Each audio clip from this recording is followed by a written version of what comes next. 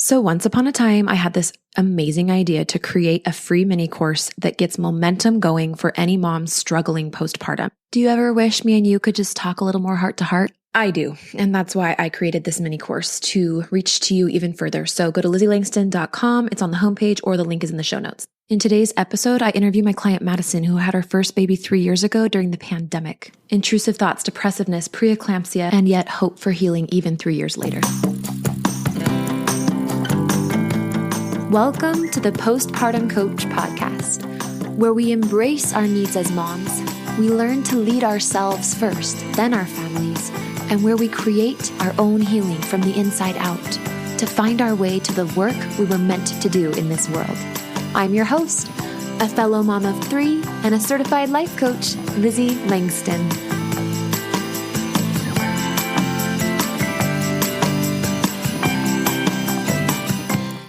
Hello, everybody, and welcome to this amazing moment on my podcast. This feels like a very sacred, special moment. I have my current client, Madison, here today. She's going to be saying hi in just a minute. You're going to hear us talking about her experiences. Listen, when she became my client, which by the way was about 3 weeks postpartum for me. I was about 3 weeks postpartum with baby Ren. I wasn't planning on taking on any clients really, but she just came to me at that time and she was so ready and it felt so right. And so it was definitely just a yes in my body. And she's been so patient because I have, showed up a little late here or there and had to text and be like, I'm going to be 5-10 minutes late or whatever.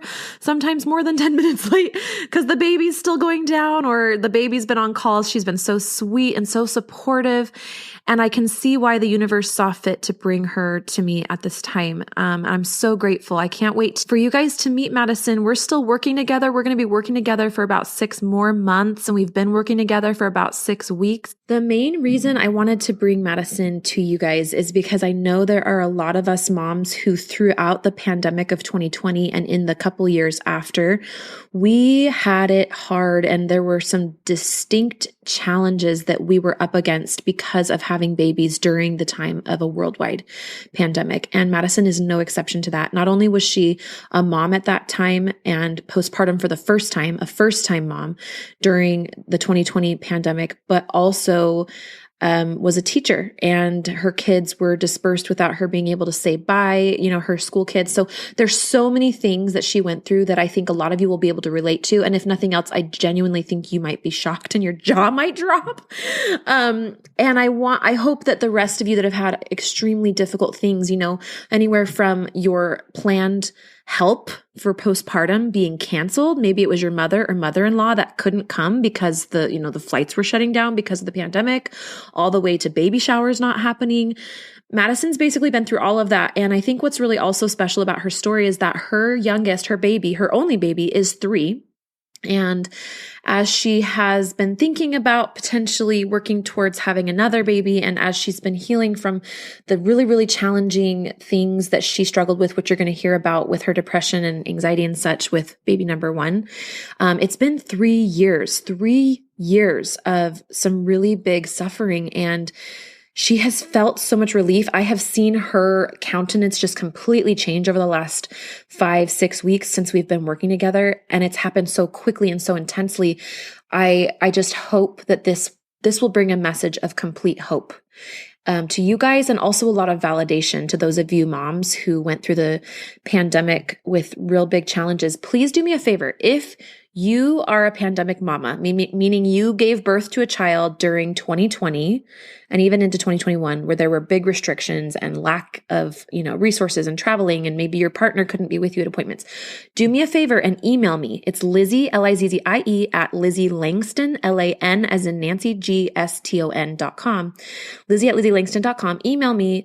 Put the subject pandemic story, and please tell me about your story, because I want to have other stories of pandemic mamas on this podcast because of just the collective and individual trauma that I think we're all still holding from such a uniquely challenging time. In a time when it's supposed to be so communal, it was so isolated. And you're going to hear a little bit about, or a lot about that with Madison's story. So Madison, thank you so much for being here. We are so so happy that you are here. Why don't you go ahead and say hello and introduce yourself? Hello, my name is Madison Davis, and like Lizzie said, I'm a teacher. I have a beautiful baby girl. She's 3, and her name's Olivia, and I'm married to an awesome husband. You're in Tennessee, right? Yes, I'm in Chattanooga, Tennessee. I teach in the Hamilton County School District, so shout out. I love teachers so much. Yay. Yes, My tell us story, about, okay. like everything you were planning that didn't happen. Let's start with the crushing devastation. Oh my gosh. Your story just kills me, but I know. let's do it. Just tell me. Yeah. Tell us. Okay, so when I was 20 weeks pregnant, I had my 20-week appointment. I left my kids at school early to go to my appointment. Your kids at school, like your class of kids. Yeah, my students. Yeah, I taught 4th graders at the time. And so I was like, okay, I'm going to leave early for this appointment, and then I'll see you guys tomorrow and share pictures of my baby with them. That was my plan. Mm-hmm. And then we got an email like while I was at my appointment that said, we're shutting school down for 2 weeks because of COVID. We don't really know what this means, but for 2 weeks we're off. Well, that 2 weeks turned into never coming back. So I never saw my students in that classroom again. Yeah. And the weird thing that happened this year too, and we knew it was happening, our school was an older, small school, and it was going to be the last year in that building. And we were going to move to a new school and merge with another school, if that makes sense. So it was really like, we didn't know if we were going to get back together. Like, we didn't have end of the year school parties. We didn't have end of the year staff parties, or like we didn't, as a staff, we were all dispersed to different schools because of the school closure. That was going to happen anyway. And a lot of students went to other schools because their school zone changed because we were shutting our school. Yeah. So it was like some of those students I've never seen or spoken to again. Oh my gosh. So that was really hard. But I couldn't really worry about that at the time because I was having a baby. So that also meant my husband couldn't come to any more of my appointments with me. So I've never been a mom before. This is my first baby, so I had to go in by myself, and I had to wait and be walked in. I had to call when I got there, and they had to walk me in, and only one person can be in there at a time. And at least I saw my doctor, which was another human, but that was it. She was the only one I saw. When I look back, I didn't get to have any baby showers. I had Zoom baby showers from work, and then with my family and friends.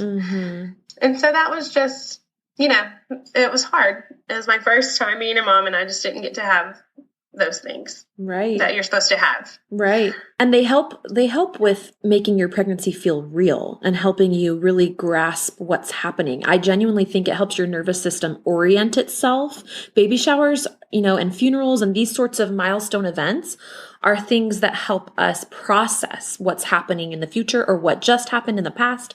So to not have that, it's more than just the fun of it and receiving gifts and being there and being hugged and being celebrated. And I'm so glad you were able to do that on Zoom.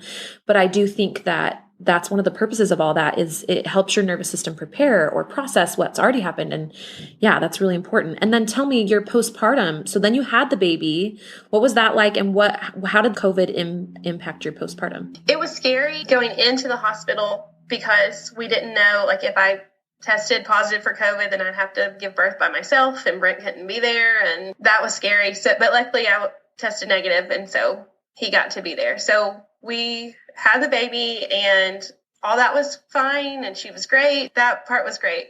But I had preeclampsia, so I had to be in the hospital for exactly a week, almost to the minute. So my parents couldn't come in. I was by myself, or not by myself, but with Brent. But Brent and I had never had a baby before, and we're exhausted, and we don't really know what's going on with my blood pressure. And so we were there for a whole week, and that was really, really hard. I was really just sad. A deep sorrow in the hospital, and I'm scared. But then once we finally came home, we still weren't sure what to do. Now we have a brand new baby, and we don't want her to get COVID. We don't want to get COVID. We don't know who can come and when they can come and how they can come. And so we did we were able to get like just our parents and my sister like visited, but not like they would have, not for as long and not at the same, not the same time for sure. Yeah. That was very still like isolating and scheduling and trying to figure out when people could do what. And then my mom works at a hospital. So if she had any COVID patients, she couldn't come. Oh my gosh. She was done for 2 weeks. Ugh. Like my mom. And my mom is we're very close. We are, me and my like immediate family are very close. We see each other today, like 3 or 4 times a week. Yeah. So that was very terrible. Very hard. Yeah. I mean, so when we say terrible and hard, we're talking about huge emotions that were coming up through your body. We're talking about grief, sadness. We're talking about shock. Maybe even some anger or anything. Can you recall what exactly were you feeling? I mean, because here's the reason I asked this, and we're going to get here later in her story, but ultimately, one of the reasons you struggled with intrusive thoughts and depressiveness and stuff was because all of this emotion just stayed in your body. You didn't have the tools to process it in a resilient, like healthy way, not because you were less of a person or anything, just because you were so isolated. You didn't even have any sort of like therapist or anybody at the time. And I don't think you realized how much all of these constant sudden changes to plans and schedules and events for your birth and postpartum were impacting you. So what were some of the feelings, when your mom consistently had to not be able to come visit you and be with you postpartum for your first baby? Was it her first grandbaby too? Yes, it was her first grandbaby too. On both sides for both of my husband and my parents. Yeah. So that was, we had all these plans, and even the day I was admitted to the hospital, 12 hours before I was admitted, they changed the rule from having your spouse and one person to just your spouse in the hospital for the delivery. Oh, what an emotional ride. Yes. It was like every day. And I say every day, I mean like specifically like in the hospital having her, we were told like every single day, you're probably going to get to go home from the hospital today. And then somebody else would come in and say, no, you're not. Your blood pressure is not ready yet. Or, yeah, your mom can come. No, she can't. And they even told me on my way I was driving to get my husband to go to the hospital. And they were like, we're not sure if your husband's going to be let in or not. And I was like, okay. Oh my hell. This is crazy, friend, because I remember, I'm like, if you need to cry while you're telling this story, you just cry. I'm like, we keep processing, we keep releasing. It's fine. I remember, I'm just going to say you are so held, by the way. And I'm sure everybody listening is feeling it in their hearts too. And they also have their own hurts from things that were canceled for them and such. I remember when I was driving to the hospital because I didn't know what had happened, but I was bleeding and I was 36 weeks and 6 days pregnant. And it wasn't like my water broke. It was not a good kind of bleeding. I was like, what is this? So we hurried over to the hospital, and I called a friend who is a midwife, and she was able to tell me what she thought happened, which she was correct. My placenta had partially detached from the wall of the uterus, not completely, but partially. And so now we were in an emergency. We needed to get the baby out to make sure she was safe and I was safe, because you can hemorrhage because of that. So anyway, it was similar though. She told me literally we're rocking up to the hospital. We're like 5 minutes away from the hospital. And she's like, you're probably going to have a C-section today. And I was like, okay. Okay. And it like, for sure, I wanted to be all the things, all the feels. I wanted to be devastated. But the problem was, it was happening in real time. The time to process was not right then. That was my time to get my big girl pants on, you know what I mean? And to put my music on that calms me, get into my body, get into my breath, and make it through this experience. And so when I look at you and many other women who went through the pandemic as moms, just sometimes the events of birth trauma or whatever, we all have our different, really unexpected, hard challenges. But that's what I'm talking about, is like the things happen so fast and so unexpectedly that we really kind of, in order to survive it, we shut off the emotional processing so that we can show up for our baby, so that we can show up for our body, so that we can show up and answer questions for the doctors and our nurses and whatever. And it all just kind of gets paused. And like you and I have talked about, Madison, that's actually a strategy that our subconscious does. It doesn't mean we're being lazy or we're not, looking out for our health and wellness. It actually is a beautiful skill that we can have as humans, that it's sort of like a freeze and put it away for later mode, but then you have it later to deal with. And so, yeah, tell us about how it went from there. I remember just feeling like that whole week, feeling very, very disconnected. I was disconnected from everybody. Like, my friends were texting me and I didn't really want to respond. Mm-hmm. Like, I just didn't have the energy. I didn't want to entertain. I didn't want to host. And that's not what it was, but that's what it felt like. Mm-hmm.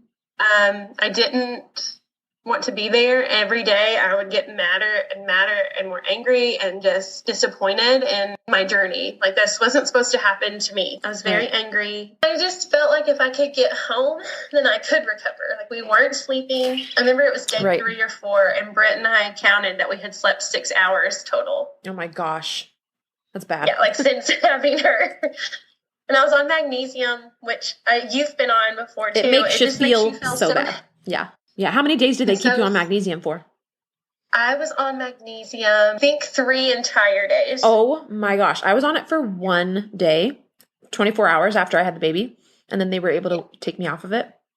And they call it hot trash. Like, it makes you feel like hot trash. Like, you're hot. Yeah, and you feel like trash. It's hot trash. Yes. That is a great, I've never heard it being called that, but that is exactly what it was. Right. Hot trash. Oh, it was so terrible.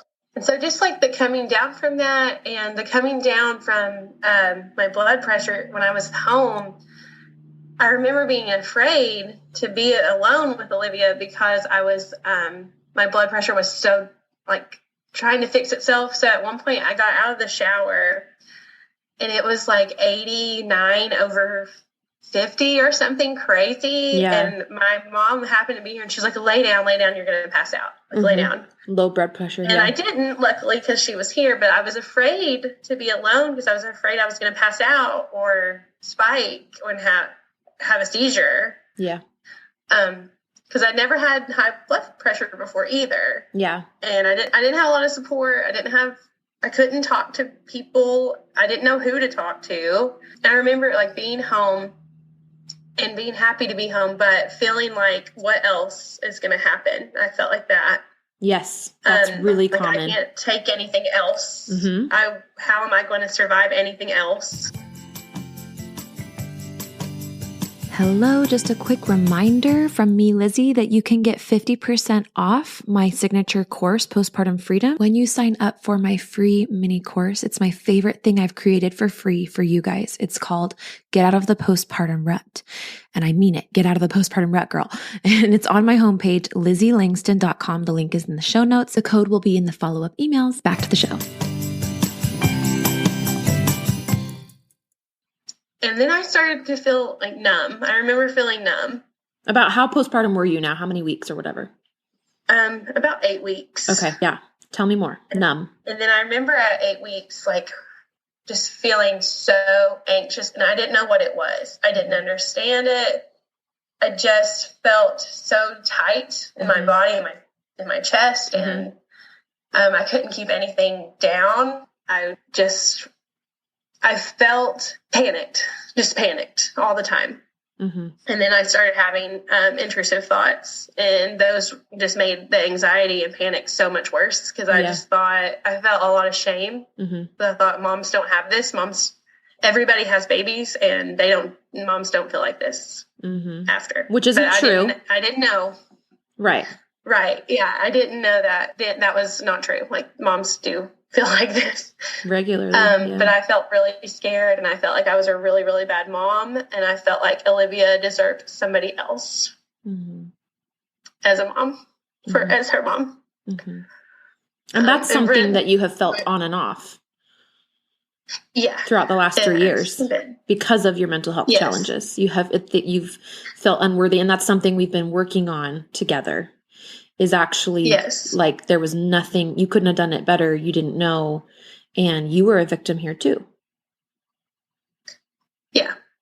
And I think for a long time, I just thought I was trying to like just like get through it, just like white knuckle, like get through it, like stuff it, whatever I needed to do to be a good mom, to take care of Olivia, to take care of the house, to get ready to teach again, because that was coming. I was going to have to teach again. And I really struggled with that too, because I really wanted to go back to work, to see people, even if it was weird and like with masks and only 3 people could be in the same hall at the same time, like to set up and stuff. I didn't care. Like, I was so ready to get back just to have human interaction. And then, of course, that made me feel guilty because I didn't want to be home with Olivia. But now I know, like, it didn't have anything to do with her. It was just I'd been isolated. Right. I was isolated in my home, and I'm sure a lot of people can relate. What is the word? Relate. Thank you. Relate to it. I was home from March 12th until November 30th. That was the day I went back to work. So that whole time, had a baby in there, didn't get to, I lost a lot of things that I had planned to do. That's 8 months. And I lost my students, my kids. And once I did go back to work, it was better. It had started to get a little bit better before then. I had gotten on antidepressants, and that I felt like that had helped, and it did for a little while. And then in 2023, this February, my whole family got a really bad stomach bug, really bad. And it was the first like really bad sickness Olivia had, and I couldn't help her, and I felt helpless, and I was scared that she was going to get dehydrated and that we were going to have to go to the hospital. And all of the anxiety and intrusive thoughts flew back. Yeah. Everything came back. Yeah. And so I felt worthless because like I thought I had gotten over this and had made it through this. And my daughter is like, at that time, she was almost 3. I was very judgmental and hard on myself, and had those same thoughts of like, moms don't do this, moms get it together, and moms are tough, and moms are strong, and I'm not being that way, which was all were lies. Right. And I wasn't nice to myself. Like, that's what I needed, and I'm learning, and that is what's helping me now. You said I didn't ask for this. I didn't ask to have a baby during COVID, during this weird school year. Too. If I could have changed it, I would have, but I didn't, and I couldn't. Yeah. And that is what it is. Yeah. So now I'm able to I'm dealing with it and starting to heal. Yeah. So what was it that pushed you over the edge, Madison? Like when you were alone, I mean, we talk about, we do some parts work together, you and I, parts therapy, internal family system stuff. And there's this part of you that is the girl on the living room couch. That was you for those 8 months, just isolated, alone, postpartum, first baby, reeling from all of the things that didn't go, how she expected and planned, staying in the hospital longer, canceling the baby shower. Mom can't come. You can't show your baby to the family and celebrate like that. You're every day terrified that she could catch COVID somehow, right? And your husband eventually has to go back to work, and it's so much. So what was it that made you want to reach out for help? How did you find me? What was it about me and my messaging over here at the Postpartum Coach that resonated and touched you and made you believe that maybe you could have a different existence that was, improved the quality of your motherhood, your life? Yeah. So when all that flooded back, I didn't really know what to do or who to talk to. And I started trying to listen. I downloaded some books, Audible, and tried to listen to like how your brain works and that, because I knew it just wasn't right. It just didn't feel like me. It didn't feel right. And I just had to figure out how to get through, over it, fully over it. I started going to therapy, which did help. But I knew that, there was something deeper. I knew there were things I had to work through, but I didn't know how, and I didn't know what they were exactly.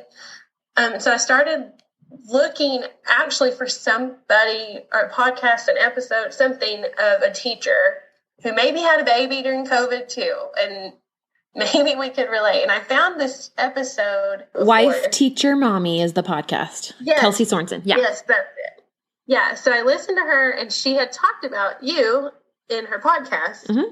And so I was like, okay, I'll go check out her podcast. Right. Even though I'm not postpartum anymore, I'm going to go look at, go see it. My podcast. Yeah. And I binged your podcast for 2 weeks, binged it because every episode I could relate to it and felt like I was heard and seen. And I just gravitated towards you, and you were saying things that no one else understood, that no one else had been through. Because I feel like your first baby, you had preeclampsia. Preeclampsia too, and I was like, okay. I've had a shit ton of issues. Me too. Yeah. So I do tend to relate to all the complicated pregnancies and birth trauma I've had. And then this last one was a C-section. I was like, I guess the universe just decided that I was going to be the postpartum coach and that I needed to go through everything possibly wrong and horrible that a mom could go through. I mean, I think the only thing I haven't experienced is infant loss, but I did bring on someone that has. But gosh, yes. Anyway, I don't mean to feel sorry for myself. I'm just saying, yes, I've been through that. No, but that's a lot for one person to go through that. It's a lot. This is a lot. So you found my podcast. Okay. And so then I remember you booked like a free consult, and then I was like, why don't we just do a session and we'll just do it longer and I'll actually be able to coach you. Cause you mentioned that you were just overflowing. You could feel that you just needed to process and release stuff. Like you didn't know how or what, but you were like, I feel like I just need to cry with someone or just share and get this. And I was like, well, then let's do a processing session. So we just turned your free consult into a session. And from there, you're like, I need more of this. Then you booked 6 weeks. Now you booked 6 months, which is so great. Yes. So tell us, just share with us, like, I mean, I just feel like you have expressed gratitude and relief so much. And my wish for all the moms on this podcast is that they have gratitude and relief, and specifically relief and release. And so tell me some of the teachings. Tell me what's been working over there. I mean, how has your body been responding? How have you been shifting and changing in your mind and body, your connection together with mind and body? What's been different? I'll start with Voxer, being able to talk to you, being able to record my thoughts, just as they are actually happening. Yeah. Helps me because I can go back and listen to it, and I'm getting it out. Yeah. Instead of spiraling with it or hiding it, I'm getting it out. I'm releasing it. Yeah. For those who don't know, Voxer is remote coaching back and forth. It's like a walkie-talkie app, and I use it with my clients in between sessions if they pay for it, if they want that access to me between sessions. So that's what you're talking about. Maybe just break down 2 or 3 of the most game-changing moments in our coaching together, whether it was a moment by yourself alone, journaling or processing or tapping, or whether it was in a session or something I said or whatever. Yeah. In one of our sessions, we tapped together, and learning how to tap has changed my meditation. It has changed my relationship with my body. It helps me get into my body. And before, before I met you, I would try to meditate by myself, and I felt like I didn't know what I was doing, and I didn't understand. And I remember hearing go up to those sensations and look at them. I was like, I don't know what that means. I don't know how to do it. But through tapping, I actually got to experience it in my body. I was tapping and meditating, even after our session, and I felt a heat in my stomach, and I was able to go to it, and I felt myself looking at it, talking to it, and I felt it just dissipate. Evaporate. Mm-hmm. Yeah. You nurtured yourself and calmed yourself. Yeah. It changed my life. It did. And now I feel confident to tap on my own when I need it, and I love it. Yeah. And it just helps me get into my body and to acknowledge what's going on, so that I'm not in my head, and so that then later I can calm my mind. Yeah. For those who don't know, tapping is just a modality to help people who have been disassociated with trauma, which I think, Madison, we've talked about how you do believe that you really did kind of go out of your body, and you kind of took refuge in your head because your body was so overloaded and overwhelmed with so much grief, so much shock, so much sadness. and you weren't able to process it. And so you sort of just weren't feeling safe in your body. And so you went to your head and you were very, very in your head. And that's part of what was contributing to the intrusive thoughts and the low quality of thinking and really just feeling out of control in your body. So we've done a lot of work to get you back down there, but to feel safe, but not in a forceful way. We've worked with the parts of you that didn't feel safe in your body, the past parts of you over these last 3 years. And we've been able to comfort her, those past parts of you, with your current adult self that does have help now and does have support and does have answers and does understand why she was hurting at that time. And she does know how to guide yourself through the healing and trauma process. And so you have this scared part of you that still flares up sometimes that we're working with. Yes. And then you have this she's growing ever more confident, this adult Madison that is able to go into your body and calm and nurture this scared part of you. And that's been so beautiful to watch, by the way. Thank you. Yeah, it's been, I felt so, when it came back in February, I felt very hopeless. Like, I'm always going to have to deal with this. I'm never going to get over it. I'm always going to have anxiety. I had thoughts of I'm never going to be able to have another baby because I'm not strong enough. I'm not strong enough to have another baby mentally. And so I was very disappointed, and it's hard on myself. But now, just knowing that there is this adult side, adult Madison, and then this other Madison who is the girl in the living room that we talk about, who went through all that. Yeah.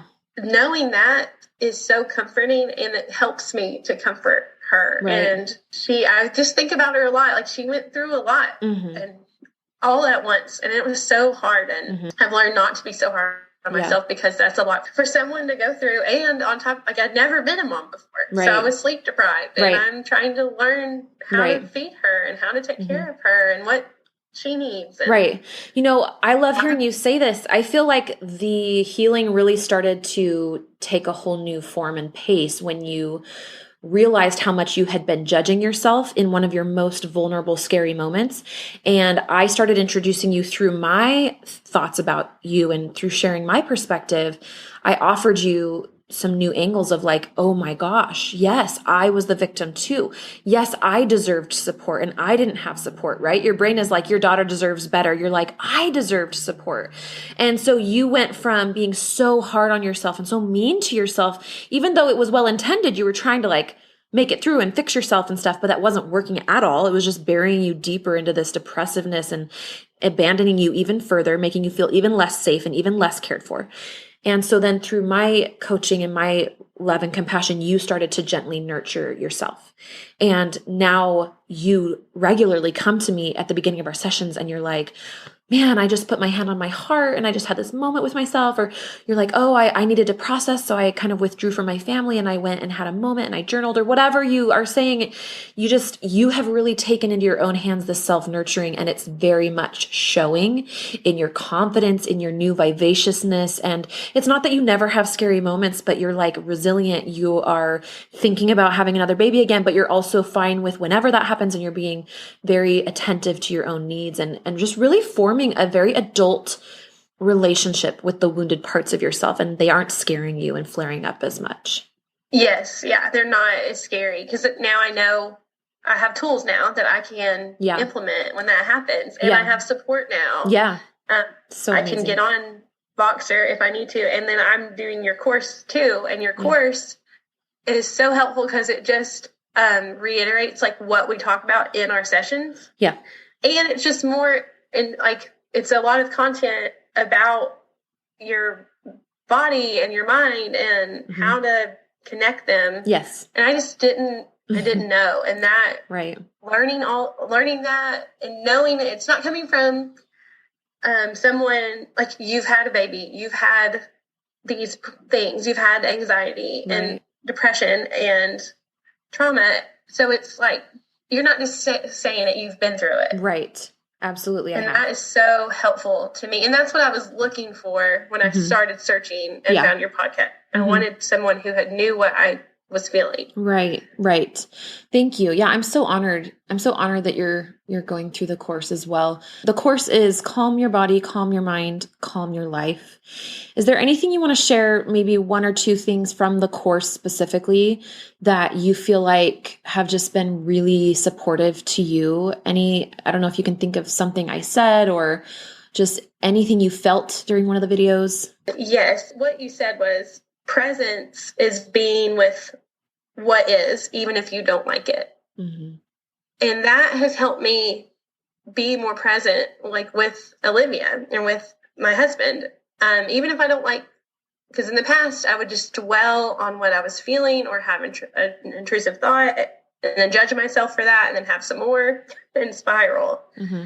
And so now, or I'd be anxious. And like today, I'm getting ready to go back to school. So I had a lot on my plate thinking mentally, like just to think about things. And I thought, no, I need to spend it with Olivia. It's my last day at home. Mm-hmm. And like I heard that in your course today, like this morning. The presence comment? Like, yeah, like it just, and I believe that too. I believe I'm hearing parts, like certain parts of your course on like when I'm supposed to, when I can handle it, when I can process it. And so that helped me like be in the moment. Like, even if I don't like what I'm feeling, I still need to be with it so that I can stay present. Yeah. And I am confident that because you're doing that, you will have less, essentially your system won't store as much emotion because you are expanding your ability to process it. You're expanding your emotional processing capacity and skill.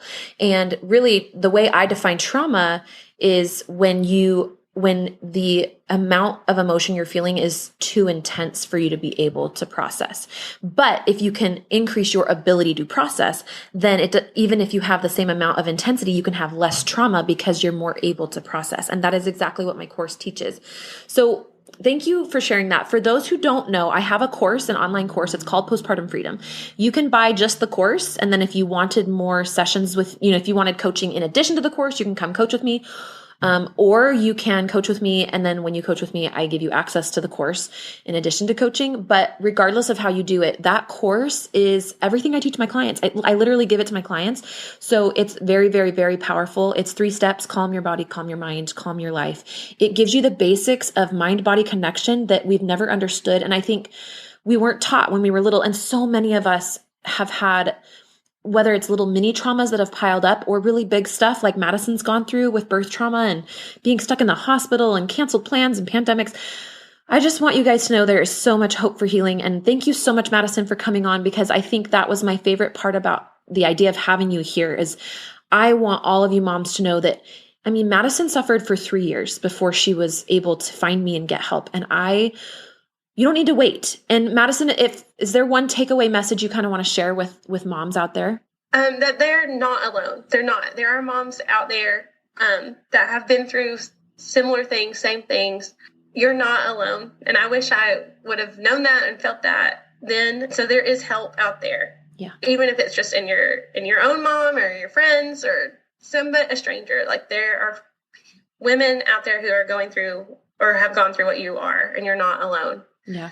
And I didn't think that I had been through trauma. Like I did, because it wasn't a big, huge, scary, like a car wreck. It wasn't that, like I didn't classify it as trauma. And that hurt me in the long run too. Like I had to accept that. Yeah, I've been like all those things that was traumatizing. Right. Remember, you guys, trauma isn't in the circumstance of what happened. It's not like, rape and car accidents, like those are trauma. It's like trauma is when the intensity of your emotion is so much that you can't process it. That's when your body stores it for later. And that's what's trauma. And it really doesn't matter. It could be as something as simple as your kitchen stove caught fire and you just didn't know how to handle the fear that was struck in your chest and in your body. It could be that you cut yourself slicing carrots in the kitchen. I don't know why I keep thinking of kitchen examples. Or it could be a car accident. It could be, that your doula didn't come to your birth and she said she would and she had to miss it because she couldn't make it.